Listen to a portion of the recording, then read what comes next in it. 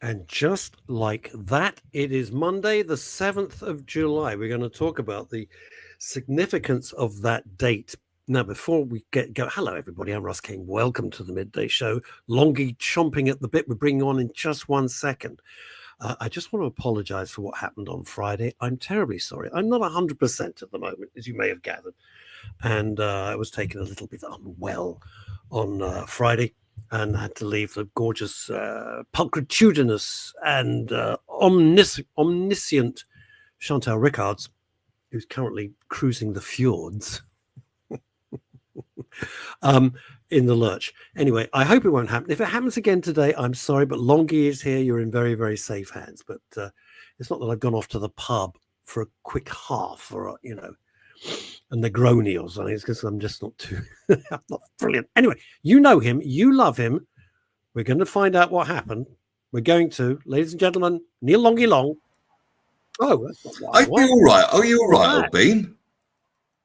No, not really, but the surgeons will sort it out. That's all I can say. It's one of those things. Okay. But it just has certain physical manifestations, and which I let's talk about. How did you get on? Are we allowed to talk about this? 1 minute 47 seconds. Okay. Well, as I wrote to you at the time, think of it as riding in a rodeo and you're on a bucking bronco. Careful how I said that. Or you're on a bull. That would be an age. That would be like 5 hours in that term. How did it feel? I'm really curious. Give us the background. It's going well, but it can turn on a dime there. We're talking about my spot. Well, the Comedy Store, which is obviously the hub of brilliant comedy. It's central London, it's in Leicester Square, central town. And they have some amazing acts there. And they have a sort of night on a Monday where people who are up-and-comers can try their luck. And if they can last 5 minutes, they get through to the final. And then by clap-off, someone wins. And what do you win if you just the joy of winning? Unfortunately. No, but you get a 10-minute spot at the Comedy Store. Wow. Okay, now for those of you who've never done stand-up, which I suggest you win the night. 10 minutes, and they've got a card system. So huge. If one card goes up, who's doing the cards? And they have cards, just the audience. Yeah, but who's doing? And they change them halfway through the night. The audience. Who's got the card? Who's got the cards? Can you hear me all right today? 3 audience members. Yes. I've asked random audience. Yeah. Random people in the audience. Yes. Wow. So the people in the audience with the cards, they're not professional comedians or even semi-professional. They could be a plumber or, market trade. I don't know. All right. Okay. So when you went out, you felt pretty good? Because I think psychologically this is really interesting. 1 minute 47 seconds. Wow. Well done. Well done, you. One day I will be at the Comedy Store. Is it like a real thing in your head? You got to do this. Yeah. And when you succeed, which you will, I have no doubt. I'm not just saying it because I've known you 30 plus years. I'm saying it because I mean it, right? When you succeed, how will you feel? Will you feel vindicated? Is that what you're looking for? A little bit. But the thing is, the night's not put on for the comedians. It's not a place for the comedians. It's for the crowd. It's basically legalized and sanitized, throwing people to the lions. It's baiting. It's their baiting, isn't it? It's horrible. Yeah, they want blood, and it can turn on a dime, and they want to see people suffer. They want to see people have a bad time. It's a bit like watching the Grand Prix for the crashes. If you like. The difference is, of course, thank God that that's a very good point. We watch the Grand Prix for the crashes. Yes, there's a wonderful film which starred James Garner. It was called Grand Prix, where of course, and it was, I think the film was in the late 60s. If I've got it wrong, don't all shout. He was the Rockford Files, wasn't he? He was the was that Quincy? That could have been Quincy. Anyway, hi, this is James Rockford. Leave a message. Very cool. Very, very cool. And what a cool guy. A handsome fellow and a lovely act. Lovely actor. Love James Cameron. Maverick. Anyway, in the to come to your point about the audience wanting to see blood, there's a scene where there's a horrendous crash. And remember, these are the Formula One cars from the 60s where your safety was, well, just try not to get killed. That was it. There was no safety. There was bugger all safety. It's not like today, thank goodness, but it was dreadful. And there was a horrible crash, and the wife of one of the leading protagonists got her hands, she comes out the end and they're covered in blood. And she goes to the crowd. Is this what you want to see? Is this what you want to see? Kind of like your situation. Yes, it's very like it. Kind of like your situation. Anyway, yeah, you survived it. And if you're listening to this conversation all over the world and you're thinking, I just want to be clear about how brave this is of Neil. I'm sorry to bang on about it, but it means a lot to me because he's a lovely guy. And let me just say this. I've seen comedy acts collapse after 15, 20 seconds. And when you're standing there in front of a baying crowd who want you to fail, not want you to succeed, want you to fail, as Longie said, 1 minute, 47 seconds, that's like 20 minutes in real time. That's like at least 20 minutes. That's what it feels like. Would you agree with that? I would. A guy called Drew Cripps won. He is fantastic. I've seen him several times before, so I'm glad he won. He's a nice guy and he's a very good act. So I'm pleased he won it. So let me ask you this. I'm of the belief that when you're friends, no, I'm going to start again. I'm of the belief that when you go through life, if you're bitter and twisted and hate everybody else's success, you're a horrible person. I know people like that. I'm no longer friends with them. There you go. There you go. Because all he would do is sit there night after night, tearing into people we know, tearing into people, and with just the most flimsy justifications, if any. But and it was Longie, why? Just pathetic. Why? Because he's jealous. Jealousy. See, jealousy is a revolting trait. I am many things. Neurotic, I will fully admit, and all sorts of stupid phobias. I'm very flawed. I'm happy to say the one thing that I've never been, ever, is jealous. I've only felt it twice, briefly, in my life, but only for a few seconds. Do you want to expand? I don't like it. Or is that... No, it's a horrible thing. Jealousy is a horribly negative thing. It's a negative thing. Because the intention behind jealousy is to make yourself look bigger by pulling other people down. If they can have less, you'll feel better about yourself. Yes. See, I was trying to find the right phraseology, but you, with all your reading, all your textbook reading, you've summed it up. And I think and that's what it is. Envy isn't a bad thing. If I see a brilliant comedian and I envy how they do it, it can make me work harder. It can make me knuckle down even more. I would disagree with that word. And I'll tell you why. I'd like this. Keep trying, Neil. I walked off stage to a solo hand clap, realized I was wearing flip-flops. Well, whatever word fits with inspiring you to do more. And that's anyone that walks, I think, and that is a walk of shame. Anything involving flip-flops is a walk of shame, Philip. Shame on you. Yeah. Let's stick with comedy for a sec, right? And you were very magnanimous a couple of minutes ago, and you said so-and-so won, and I'm glad he did. They're a great comedian. The professional in you, I'm going to go out on a limb here. The professional in you will have been analyzing, not copying, be clear, analyzing. Why did this guy win? What was he doing that I wasn't? Is there anything I can learn? Not copy. Is there anything that I can learn and incorporate into my presentation? I mean, I do that all the time. And if you look at somebody, you look at the best. You look at the best and you think... And jealous people never learn anything new because they're so busy tearing other people down. They'll just say, and then they just become miserable old people who are twisted and bitter. Yeah. And you don't... Without any friends. and you don't want to be associated with them. And you're quite No, I right. don't. I'm sure you dumped whoever it was because it's draining. They're a mood hoover. Being jealous is no good. I look at something and I go, There was more. There was more to it than jealousy, but that was one particularly okay, unpleasant trait. well,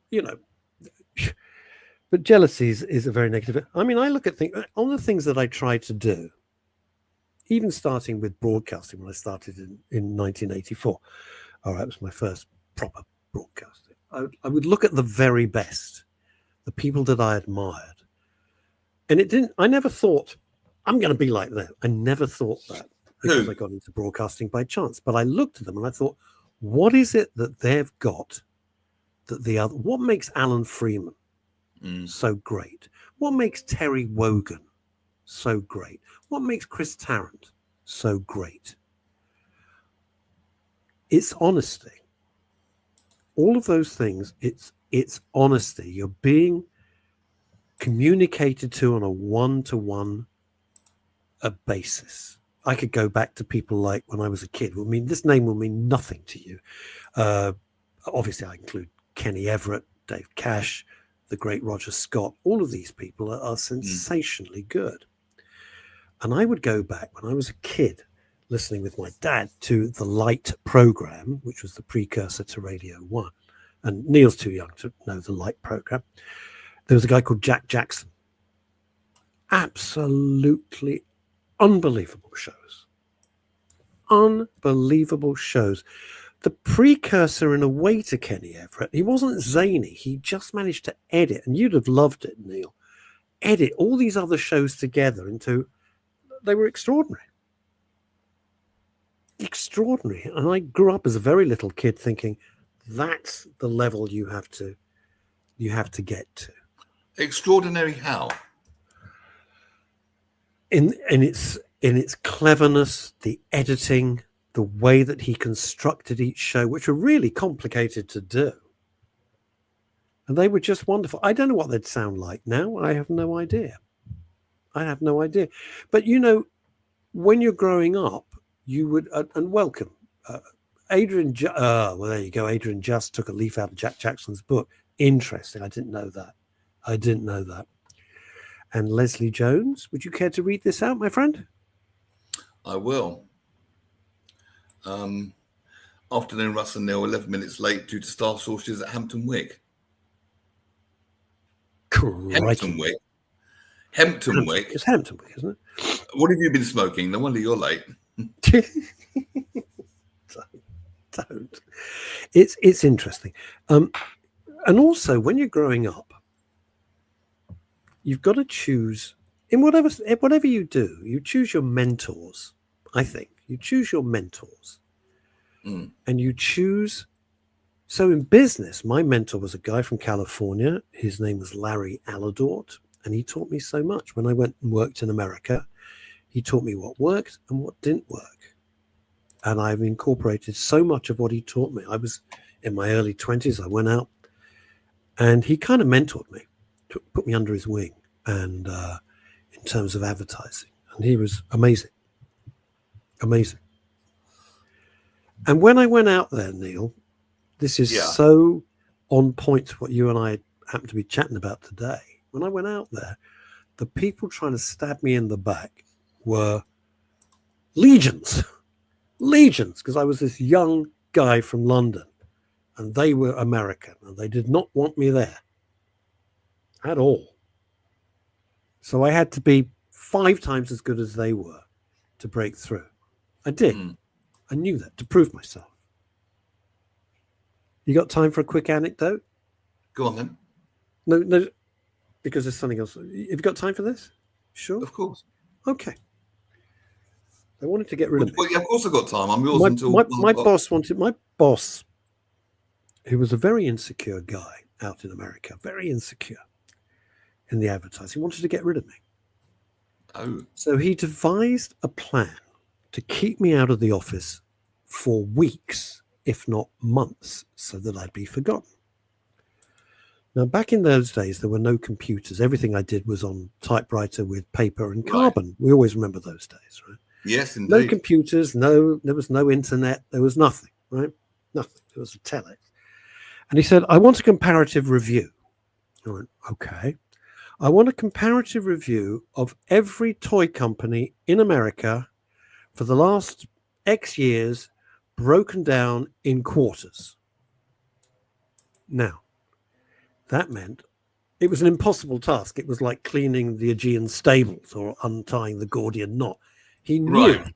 it was a Herculean bloody task. So I locked myself. I had a little cubicle, not the toilet, right? A little cubicle. And I thought, screw you. I'm going to do this. And week after week after week, and I had to do it all manually with a calculator as well, because you couldn't cut and paste. Explain it again. What did you have to do? He wanted a comparative spend review of each toy company per toy. And I had to go through, like, you can't imagine how ball busting this job was. Yeah.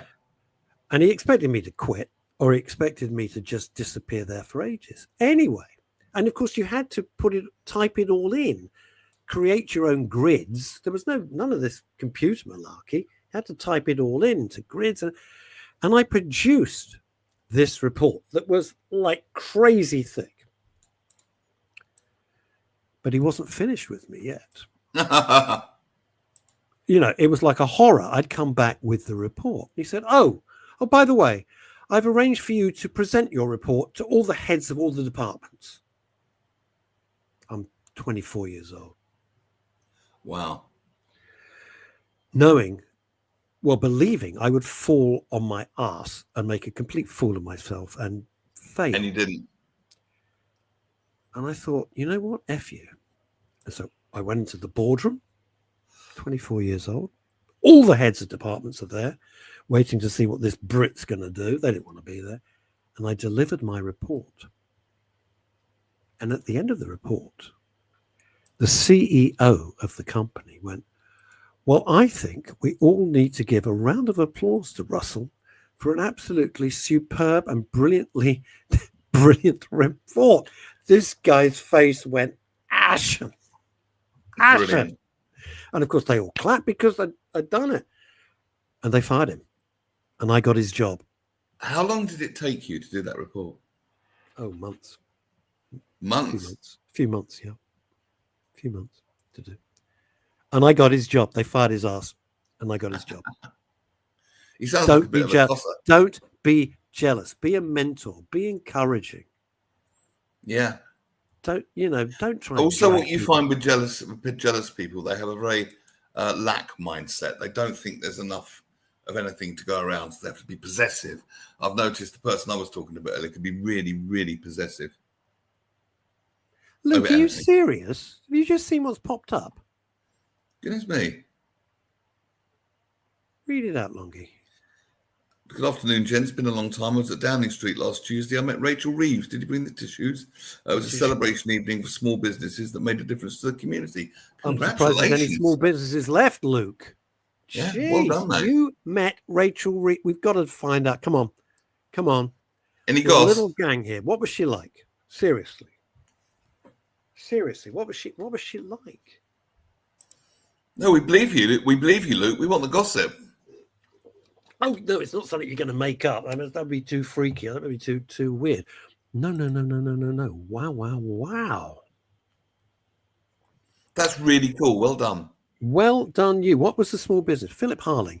There's a very good book written by Les Dawson called A Card for the Clubs about a struggling stand-up in his rise to stardom. He's like a mirror image of his own career. Yeah. It's yeah. They will rip your heart out if they could, some people, and other people will give you a hand up. What have we got here? No, I'm trying to do this. Here we are. No, that's it. That's fascinating. You met Rachel Reeves. Right. Here's a speech by Paul Claridge. Good afternoon, everyone. I tuned in on my lunch break at work. Hello there. You are now playing out loud. Oh, I need a laugh at the moment. Trust me, you've no idea. You're now playing out live at Tool Station Putney. Hello, Tool Station Putney. That sounds like a late night TV adult channel. Tool Station. A little. Do you know, I put that gag into my stand-up one day. I did a whole thing about how disappointed I was when I found out that Screwfix wasn't an online dating site. And I don't even want to talk about, and you can imagine my embarrassment for 20 minutes at Tool Station. I put that into. Very good. Thank you. Good afternoon, everyone. I'm telling you. So, hello, Tool Station Putney. Honest request this morning. A customer came in with a hand-drawn picture on a post-it note and said, "Do you guys sell these?" I tell you, it was no Picasso, Rubens, or Constable. We still managed to find out what he wanted. Bravo. Well, what, Paul? All right, now you've intrigued us. What the hell was it? Come on. What was it? That's hilarious. He came in like, "Do you sell this?" Can you draw, Neil? Can you draw anything? No. Cannot draw at Not all. artistic at all. Not in that way. Cannot draw. Not at all. No, I can't. Starry Leslie night. Jones, here we go. Music at that would be number 11, wasn't it? Tears for Souvenirs. Tears for Souvenirs, that's what you left me. That was a huge hit for Ken Dodd. Massive song. Kimmy Lashmarsh is probably nice, but doesn't have the skills. Oh, there must be a team of experienced advisor behind her. Well done, Luke. Well done, Luke, indeed. It's always great when any of our little gang, our little midday show family do something exceptional. It's nice. I think just getting through each day is exceptional, quite frankly. You know what the date is today, Longie boy? It is July the 7th. And does that resonate with you? 7-7? Yeah, it does. I wonder. Did you watch the Netflix documentary on it? I couldn't. I get so upset. Were you in London that day? No, I was coming home from Radio Jackie, and I don't cry at the news. I'm so sorry. I have to take that. It's what we call the death phone. I'll be right back. Carry. All right. I don't cry at the news. I'm not particularly a crier. I cry a healthy amount. I'm not saying men shouldn't cry. That's ridiculous. But I did cry that day at the news. I just felt so desperate that this it's bad enough when you see it happening around the world, but 12 miles down the road from me, not because I was scared for my own safety. It was just so horrible how people could have so much hatred towards a whole society. And what frustrates me is they're battles that I had nothing to do with. These battles, these tensions, many of them going on in the world at the moment, they're nothing to do with me. Nothing to do with me at all. I just happen to be in the group of people who they detest because of what my ancestors have got involved in. Nothing to do with me. That's why it upset me so much when Russia invaded Ukraine.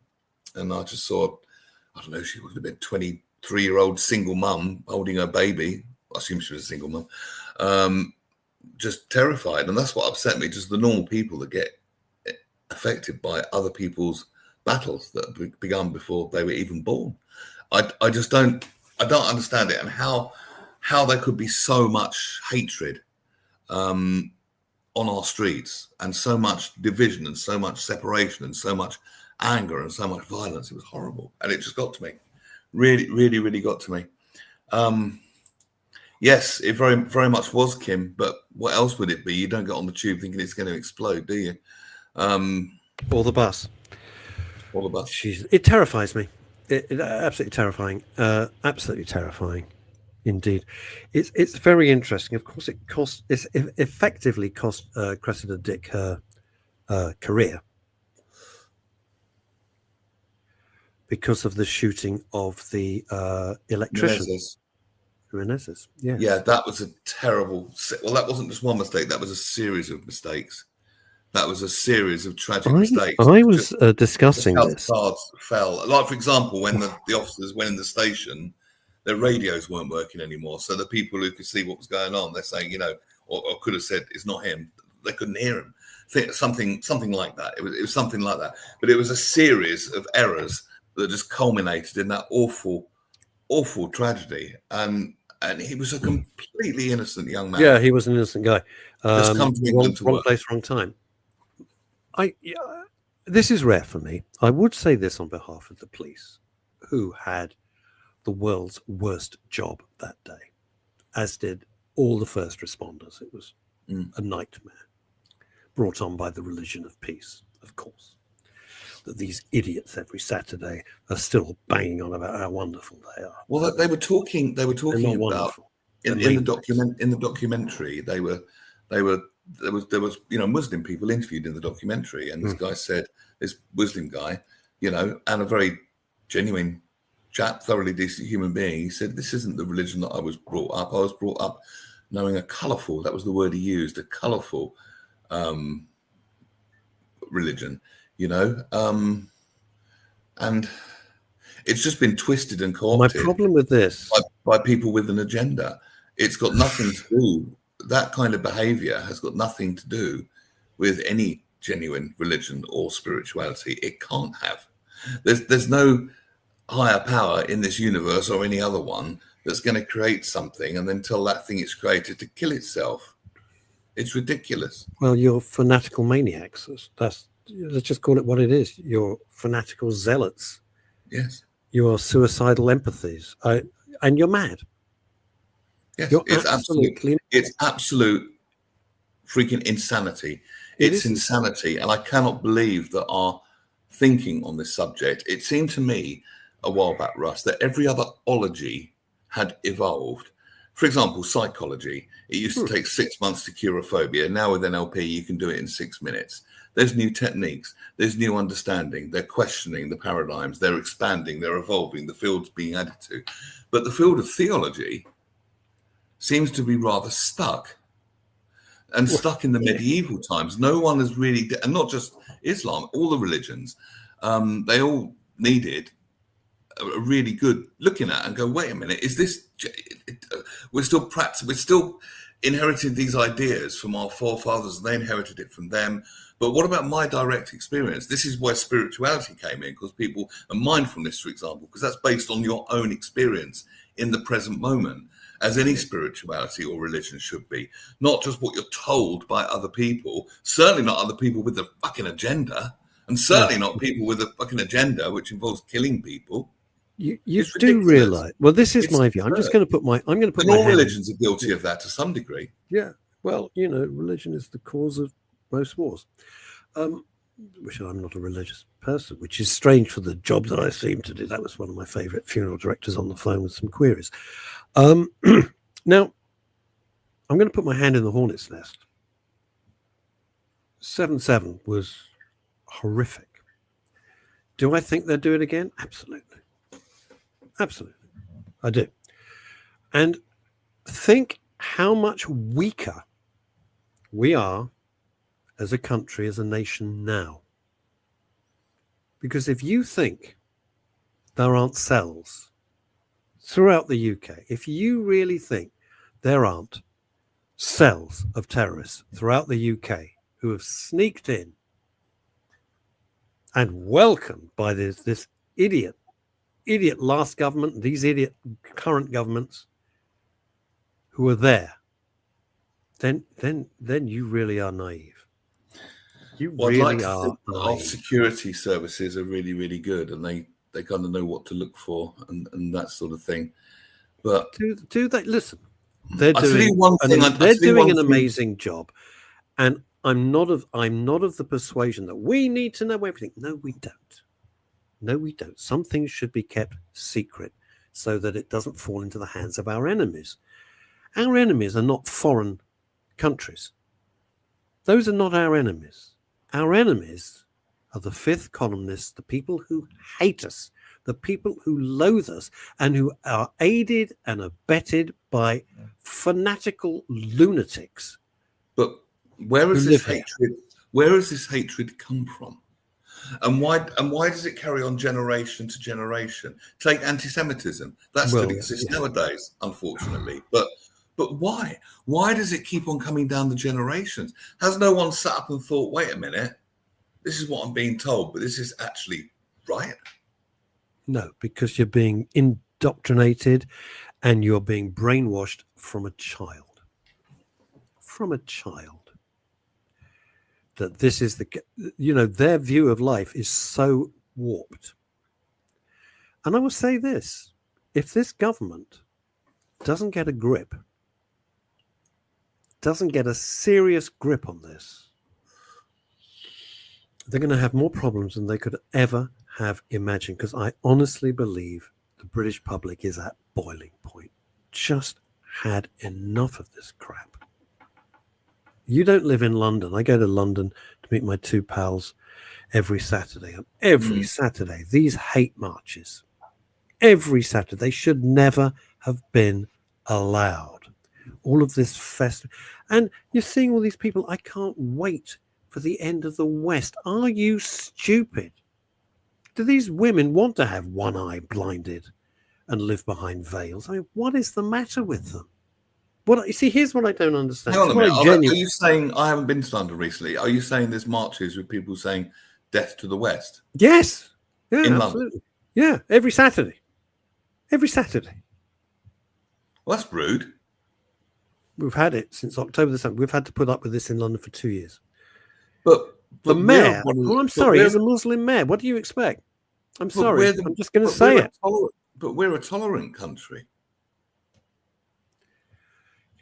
We were a tolerant country. We're far too tolerant. We're far too tolerant. You know, this problem could have been snuffed out straight away. Could have been stopped. It's not. How? Easy. Easy. Royal Navy patrolled the coast and turned the boats back. It's that simple. Or you send people over to France and they slash the boats. We're paying the French a fortune. Don't ever forget that. The French don't like us. The French have never liked us. We've never got on with the French. It's a fact. I was on a Caribbean island. I was on a Caribbean island. What was it called? Began with M. Mauritius? No. And it was French speaking. What was it called? Okay. Began with M. And they didn't like us there. The French didn't even like us 4,000 miles away. No, the French have never liked us. We are the French's natural enemy. One of my mentors told me that as well. Again, why? Stuart Rose. Why? Why? Who the hell knows? I mean, you know, I don't think they've ever got over Agincourt. Who knows why? I did meet a very nice Frenchman that sold cannabis legally at a networking meeting. Yeah, he was a nice guy. Okay. I'm not saying all the French, but, you know, politically, the French have never liked us. Thank you, Leslie. Martinique. That's the one. What did I say? I said Mauritius. Martinique. Lovely. Yeah, Martinique. And it was a weird place. It was like Paris on an island. It was all built up with skyscrapers, and all the other islands were much more traditional Caribbean. It was the least favourite one of me and my daughter when we went there. Anyway. Oh, really? But we spent a very pleasant afternoon getting sozzled. What I'm saying is this. The government, the British, you and I, because it's not the government's money. This is one of the great phrases. We're paying for... No. Shut up. You're not paying. We're paying. Where do you think the money comes from? It comes from us, not from you. So we're paying the French fortunes to inveigle themselves into the illegal immigrant situation. And they're not asylum seekers, they're illegal immigrants. Let's just stop talking nonsense. Anyway, the French have done the square root of sod all. And then the end of last week, they finally got out some knives and slashed the rubber boats. It's the only way you can do it. Well, we could have had the Royal Navy, and the Conservatives are equally guilty, by the way. They could have had the Royal Navy turning the boats round. Simple. It's not difficult. God, there's enough people in Kent, right? Sick and tired. You don't see the mainstream media, the MSM, do not report the truth. You know it, I know it, the world knows it. We can't trust the MSM. I certainly don't. And a pal of mine who lives in Kent, he says, you can't believe what it's actually like. The French hate us because we didn't submit to the Germans started hundreds of years before that. So this is my point, Leslie. You know, there's what do these modern day fights have the hell to do with me? Or have to do with Mohammed that lives down the road, or have to do with that poor Ukrainian mother, or have to do with that poor Jewish lady, or that innocent Palestinian who was born before any of this started. Do you see what I mean? It's just the innocent people caught up in all of this, which they have nothing to do with, and that's what frustrates me. And that's what gets to me. And what really gets me is, of course, the three leaders of Hamas, who are billionaires, not millionaires, billionaires. Where do they live? Oh, Hamas are horrific. I'm not. There you go. saying No, that. I know you. I know you're not. But this is the disgusting. My views are humanist. Sorry, Russ. To nail my colours to the mast, I'm a humanist. Yes. My views are humanist. Humane. I'm with you 100%. I'm with you 100%. Yeah. But here's the duplicity of it all. The three main leaders of Hamas live in huge. They're billionaires. They're worth approximately £3.5 to £4 billion each. Of course, they've siphoned all the aid off. And they live in huge, luxurious style. Where do they live? Qatar. What do we endlessly shove down our throats? Adverts. Come to Qatar. It's so lovely. Go to Qatar Airways. You looked at the British Grand Prix, which was fabulous. Qatar, advertising absolutely everywhere. What have Qatar Airways done? On their map, as of last week, taken out the whole of the country of Israel. Did you know that? Qatar Airways taken out the map of Israel.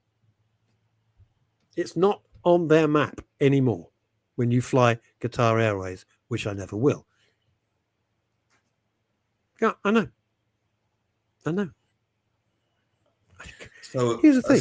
Go back to Glastonbury. They're all cheering that that handicap, that Irish band, as I call them, handicap, and they're cheering that jerk. I'm not saying his name. That jerk, right? That disgusting piece of work, right? They're cheering it. Do you not understand, you numpties? No, that you're cheering on the very people at a music festival who came in and massacred people at a music festival. How thick are you? You're morons.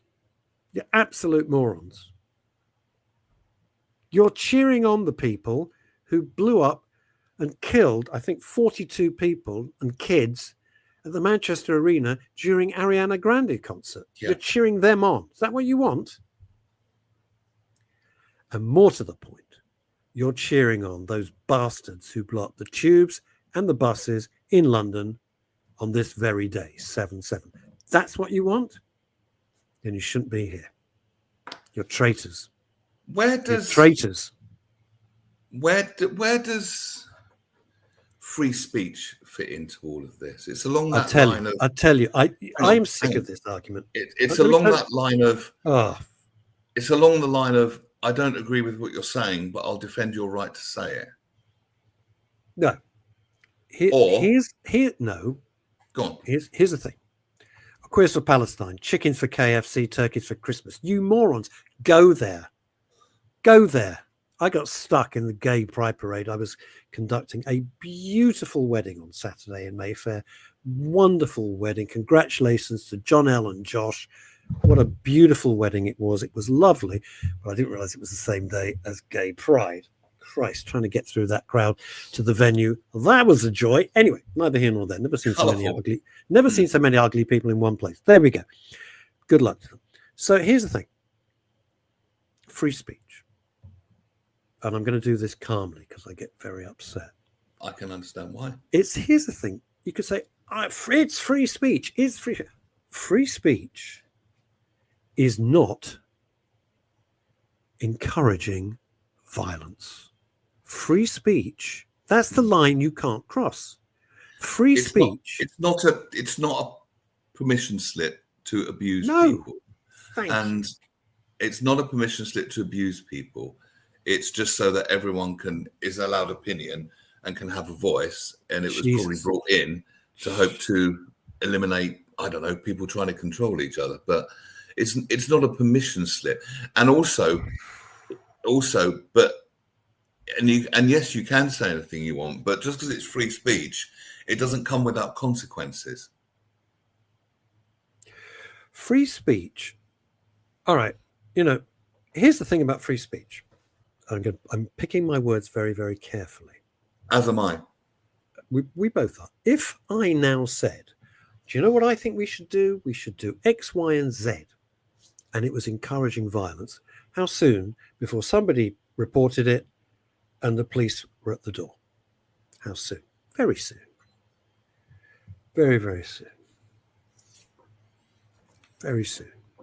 So you can't use free speech as your get out of jail card.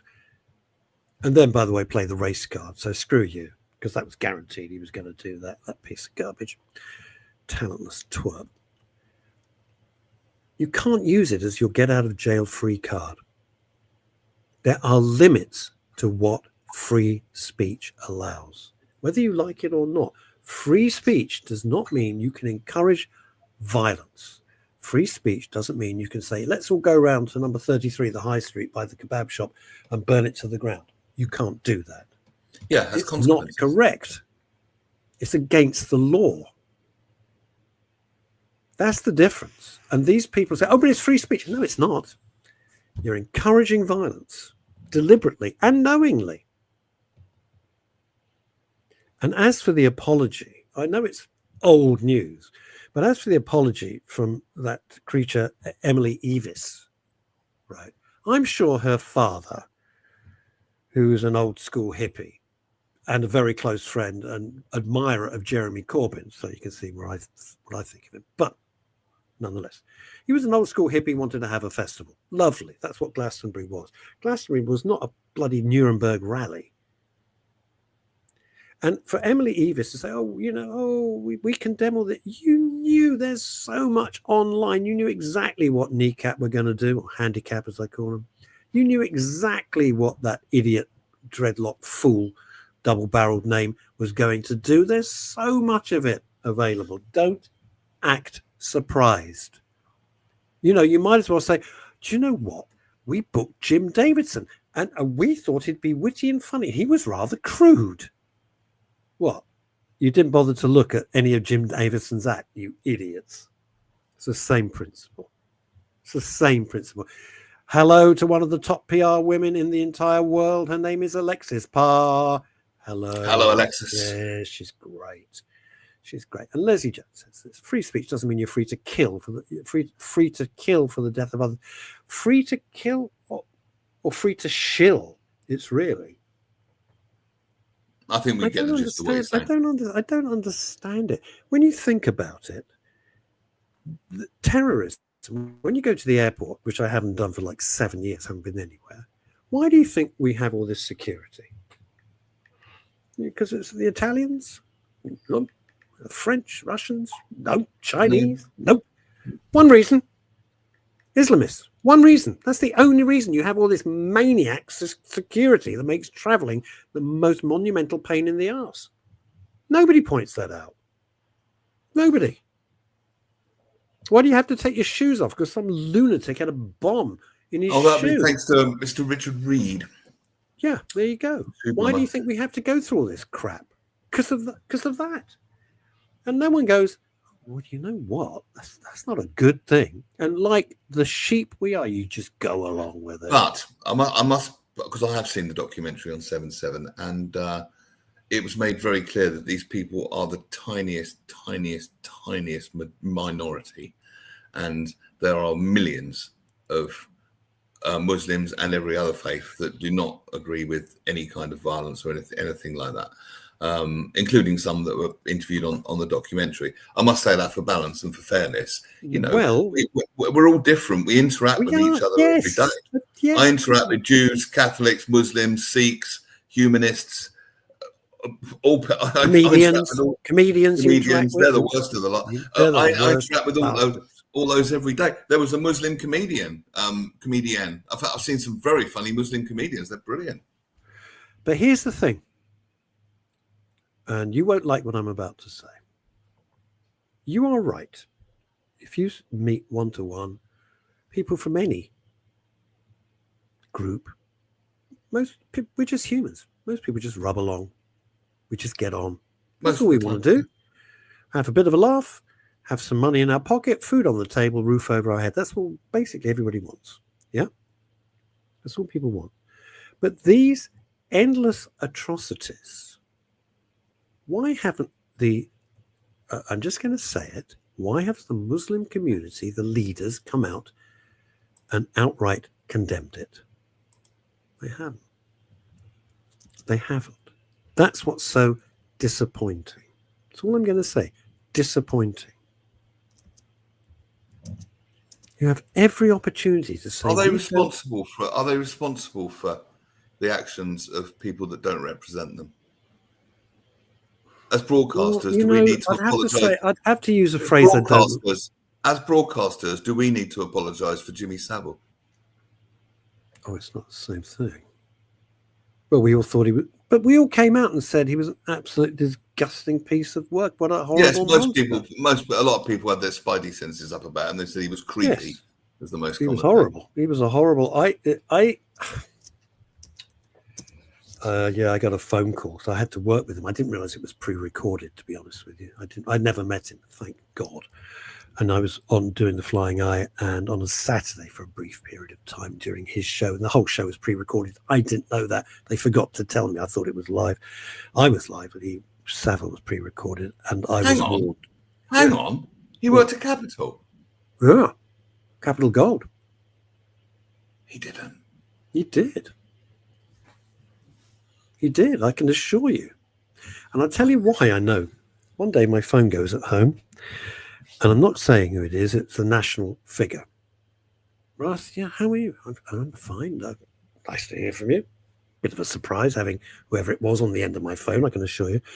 I understand you might be working with Savile. I went, well, yeah, on a Saturday I've been called in to do the traffic reports and the Flying Eye during his show on a Saturday morning. They tried it for a while. Didn't last long. And this person, who will remain named, said, be very, very careful. And I went, sorry? Be very, very, very careful. He's very heavy. I know you like to joke and banter. Don't. Just do the bare minimum. Don't interact. He's very heavy. In other words, there was a complete other side, which was very violent.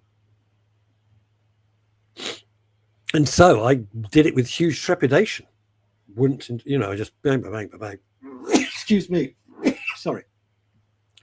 Liz Saul. Hi, Liz. Mum called out Jimmy Savile in the 70s, reported it. People didn't want anything to do anything. There you go. There you go.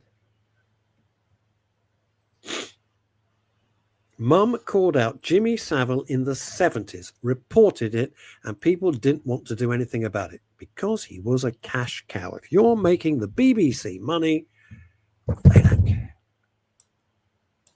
Johnny, this is absolutely right. Leslie Jones. Johnny Rotten was the bravest who called out Savile years before others. If he knew, they all knew. Of course they knew.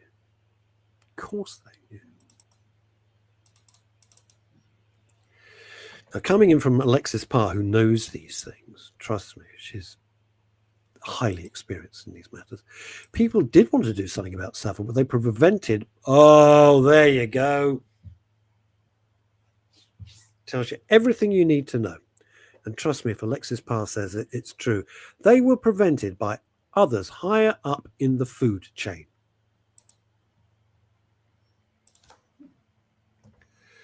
And probably not for the... And probably for financial reasons. And probably for financial reasons. You know what he'd do? I mean, that food chain still exists. I'll tell you something. I've got to be very careful because it's so disgusting. I don't want to upset people. I used to do a lot of corporate work. Tons of corporate instructional videos and leaflets and speeches. And somebody I was working with from one of the production companies who hired me had a brother. And the brother, this isn't nice, all right? This isn't nice. The brother worked in the mortuary in the hospital. And Savile would insist on taking the keys from him and going in on his own and locking himself in there. Now, this particular hospital, this particular place, he raised millions for. So if anybody said anything, he'd say, well, you got a choice. I raised 3 million, 4 million, 5 million for you last year, or I can raise nothing for you. And they all shut their mouths. And that's why Alexis Parr is saying, and he was always a charity fundraiser. People get away with stuff. And if you bring it right to now and forget that monster Savile, if you go right to now, the head of the BBC, Tim Davie, was at Glastonbury. They could have pulled the plug and stopped that feed anytime they wanted. But they didn't. So I feel that it's complicit. You knew it was hate speech, but it was complicit. Oh, you see, Alexis Parr. I'll read it in case you don't want to, Neil. I'll be honest with you. In case you don't. I'm happy to read that. Okay, would you do it? Alexis says that she reported on a woman at Stoke Mandeville that ended up paralysed after an accident. Savile sexually abused her while she was incapacitated. I think that was actually shown in the film about it with Coogan, who was an incredible actor. Horrible man, but incredible. On Savile's travels, if I remember rightly, there was a scene where that happened, and it was just horrible. It was just horrible. You see, there's power, there's money, and there's corruption, and people get away with terrible things because it suits people higher up the chain to let it is possible to have power and money and not be corrupt. Of course it is. Of course it is. But the BBC have a bloody long history of this. Rolf Harris, when he was doing Animal Hospital, was it called Animal Hospital or something like that? Yeah. All right. I can tell you for a fact, that all the women on the crew, all the women were advised, do not get into a car with him alone and try and stay in a different hotel. Now, if there's nothing wrong with the fellow, and I've met Rolf Harris, and I have to say, to me, he was utterly, he was one of my heroes. I thought he was fantastic. I was so shocked. I was. Out of all of them, he was the one that disappointed me the most. I used to love Rolf Harris and what he did. I used to do pub DJ nights, and I'd have the whole place singing Two Little Boys. And yeah, I mean, Tommy Kangaroo down spot. I could even do quite a good impression of him. Oh, that's very good. I thought he was talented. I admired him. And blah blah blah blah blah blah blah. Yeah, so it was brutally horrible. But if the BBC are saying to the women that they're employing on production companies, don't get into a car with him alone and try and stay at a different hotel on your overnight shoots, it's a little bit of a red flag, wouldn't you say? Well, it would suggest that there's certain things known that. Oh my God. Oh dear. All right. Jesus. Whew. Wow.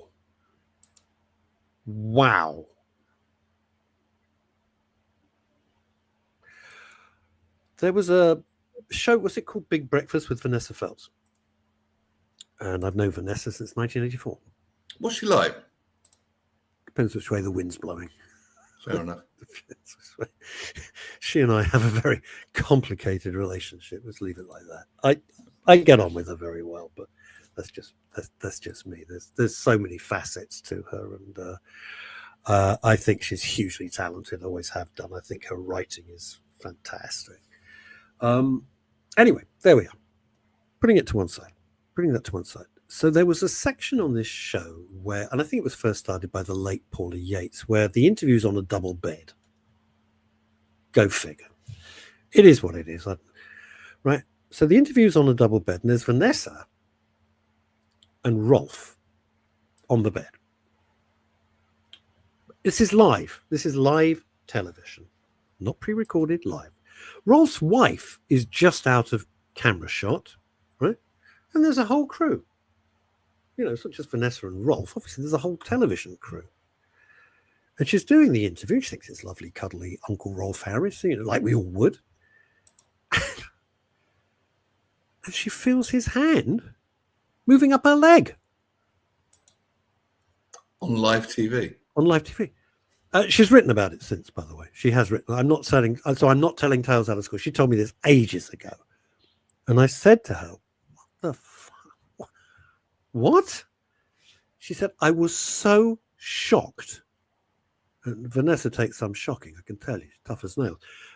I was so shocked, I thought I must be imagining it. And she wrote about it subsequently as she went public with it. Okay, so as I said, I'm not tittle-tattling, I'm telling you. But if you've got somebody who's as professional and experienced as Vanessa Feltz, and suddenly this happens, and you are thrown into like, what the hell is this? You understand how a member of the public who would be in awe of a star, I mean, I'm generalizing, but you know what I mean, Neil? You know what I'm saying? That they wouldn't believe it would happen. They wouldn't believe it would happen. They're monsters. These people are monsters. Savile was a true monster. Absolute monsters. And they're enabled by others. Why? Reputation. Why? To make sure that the cash keeps coming in. There's a whole lot of reasons. What? Good God, what? Are you serious? I've got to tell you something about Alexis Parr. She's not some parvenu. She is a very, very experienced journalist, very in PR, very, right? Has been for years. If you're in the business, you'll know her. I can't even read this out. I'm so shocked. Yeah, this was the thing about the wife. Well, I can't say what I want to say because the police will come round the door, but wives turning blind eye to rent boys. I'm not saying anything else. Interesting though, isn't it? The danger we have is that we can't trust the mainstream media. We want to, but I don't think we can. Where do you get your news from, Neil? I don't listen to the news much, to be honest with you. If I want to find out what's going on, if there's something I'm following, I will. But if you focus on the news too much, it can literally make the whole world seem horrible, twisted, dark and twisted. No. I was just making a general point, Leslie Jones. I was just making a very general point about wives, or indeed husbands, turning a blind eye for convenience. That's all I'm making. On Wednesday, anything other? I guess. Yes. What have you got on Wednesday, fellas? I have Vi Portland on Wednesday. What is Vi Portland? Who that? Vi Portland is she's an author. She teaches children, young people, and women self-esteem and confidence. So we're one of our little psychological shows on Wednesday. So looking forward to that.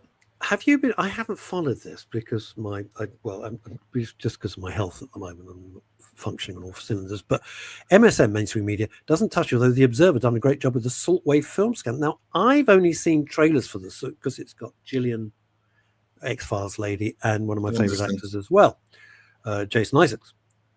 Film looked rather sweet, but I don't know the story behind it. Well, are we saying it was all made up? What's the deal? I haven't followed the background to this at all. There's a new film coming out. Well, actually, I think it was finished quite some time ago.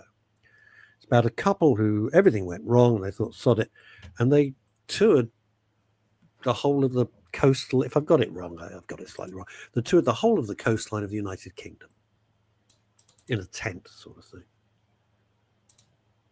And maybe it's made up. I don't know. Anyway, Wednesday.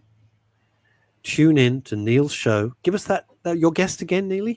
Vi Portland. Vi Portland.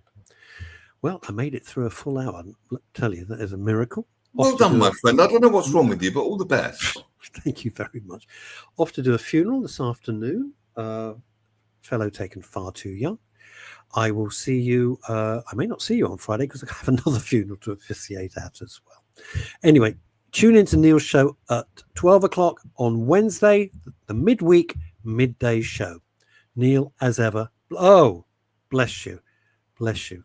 Thank you for everything you do, Neil. It's great. And It's bravo. a pleasure. I'd be happy to help bravo. out And I mean this. Bravo again for having the balls big enough to go and do the Comedy Store. Because thank you. And if You're you need a any, brave man. if you need any help or backup, you know, in this time period where you're not feeling too good, thank you just so holler. much. Bless you. I really appreciate it. Until Wednesday, when Neil will be back in full force. Take care and remember, no hurty words.